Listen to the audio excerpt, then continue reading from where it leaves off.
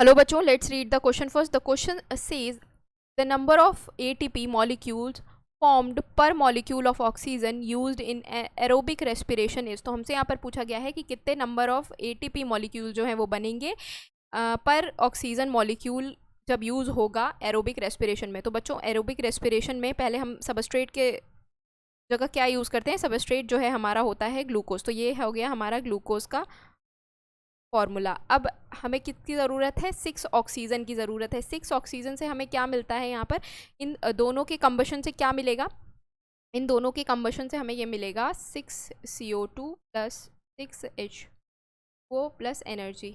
Energy किस form में मिल रही है बच्चों, एनर्जी हमें मिल रही है ATP के फॉर्म में।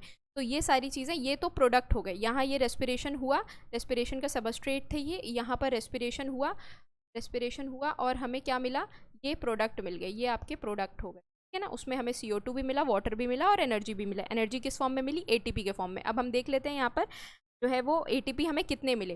पहले होता है बच्चों ग्लाइकोलिसिस। ग्लाइकोलिसिस होता है,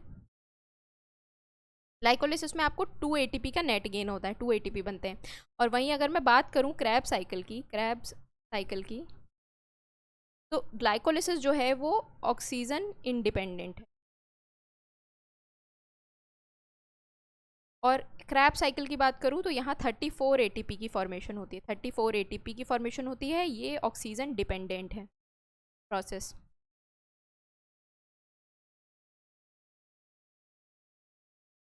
अब अगर हम ऐड करें इन दोनों ATP को तो यहाँ पे हमें 36 मिलता है। और कितने ऑक्सीजन हमने यूज़ करे हैं टोटल कंबशन में, यहाँ पर 6 ऑक्सीजन जो है यूज़ हुए हैं। तो यहाँ पर 36 डिवाइड बाय 6 कर देते हैं, क्योंकि हमें एक का पता ना करना है कि हमें एक ऑक्सीजन से कितना मिल रहा है, कितने ATP का गेन हो रहा है। तो यहाँ पर 36 डिवाइड बाय 6 तो कितना हो गया 6। तो यहाँ पर हमें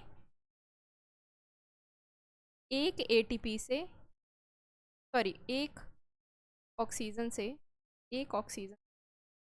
ATP मिल रहे हैं, 6 ATP। एक ऑक्सीजन के यूज़ होने से या कंबशन होने से हमें 6 ATP का गेन हो रहा है। तो हमारा करेक्ट आंसर क्या हो जाएगा बच्चों, हमारा करेक्ट आंसर हो जाएगा ऑप्शन ए। 6 यहाँ दिया हुआ है, यहाँ पर 8 दिया हुआ है, यहाँ पे 16 दिया हुआ है, यहाँ पे 14 दिया हुआ है। करेक्ट आंसर आपका हो जाएगा ऑप्शन नंबर ए। होप आप लोगों को ये सोल्यूशन समझ में आया हो बच्चों। Thank you, all the best.